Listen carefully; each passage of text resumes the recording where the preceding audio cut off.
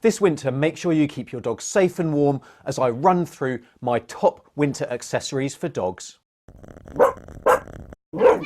Hi, I'm Dr. Alex from ourpetshealth.com, where my aim is to help you and your pet live a healthier, happier life. So definitely consider subscribing below if that's something you're interested in. And with winter fast approaching, I just wanted to run through my top accessories that you should be considering for your dog that will not only keep them happy, it will also keep them healthy and safe. And I'm going to start off with jackets. So this is actually a really important accessory for a lot of dogs, especially our smaller breed dog. They're much more sensitive to the cold, and also thin hair, short haired breeds, and those with little body fat like greyhounds and whippets. There's a huge range of jackets out there, and to choose the best one for your dog, you need to think about how big they are, how much body fat they have, and what their coat's like, as well as what the weather's likely to be in your area. And that means that you could choose something like a thin fleece jacket if it's not too cold and you're not so worried, but you just want to take the edge off that chill for your dog. Or you could choose a padded jacket that just provides that little bit more warmth.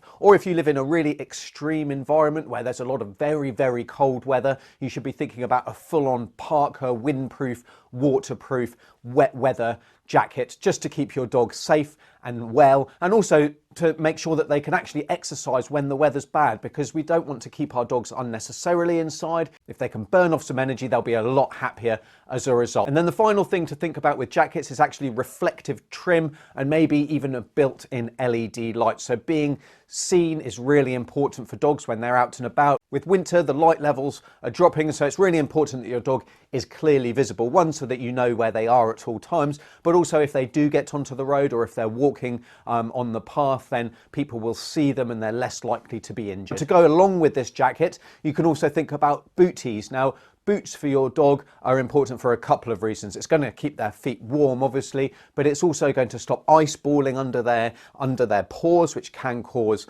problems with cold injury. And it's also going to stop salt and other chemicals from getting onto their feet that might be put on the roads or on the paths just to clear the ice. And you can get some really nasty chemical burns if those are left sitting on your dog's feet for a while. So a decent pair of rubber-soled boots is a good idea for any dog in that kind of winter environment. And then talking about being safe and being seen, if you don't want to get a jacket for your dog, think about getting a really good quality harness. Now, I always recommend the Julius Canine Power Harness. They're fantastic heavy duty harnesses. They've got a really nice reflective trim. They come in all range of colors. You can attach lights to them and they're going to last your dog a lifetime. If you don't want to get a harness, but you still want some way to attach a light, you can actually get collars with built-in lights, or you can just get a little tag that goes round your dog's collar, which is going to be good if people are looking from head on, but you need to be aware that the light's not going to be visible from behind. So it's while it will help, it's not an ideal foolproof solution. And then if you do get a bad patch of weather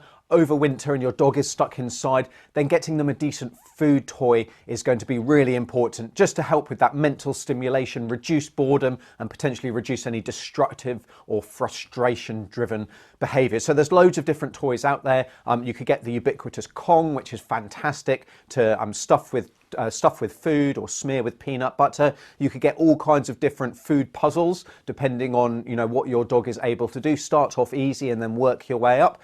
Feeding with snuffle mats is another way to go about entertaining and occupying your dog, or using a licky mat as well can be fantastic, just to make sure that that feeding, that meal time takes an awful lot longer and your dog actually has to work a little bit to get their food. And then while your dog's inside, consider getting them a nice new bed. So a soft padded, well conforming bed is going to help keep them warm, reduce any drafts, but also if you've got an older dog, it will help take the aches and pains off their bony pressure points that might be contributing to their arthritis or other mobility problems. And then if it is really cold, or if they're outside, and you need to be thinking about if being outside is suitable for your dog depending on the weather, but getting a nice heat mat as well, just to keep them warm and keep them supple. And then finally, for those of you who venture out with your dog in all weathers, a gift for you is going to be getting a decent car seat cover so that your dog's not going to get wet, mud everywhere all over your car, and also a travel bed as well. So just something that you can maybe take with you on hikes if you're going outside, or even just in the car. A nice padded bed so that your dog's not lying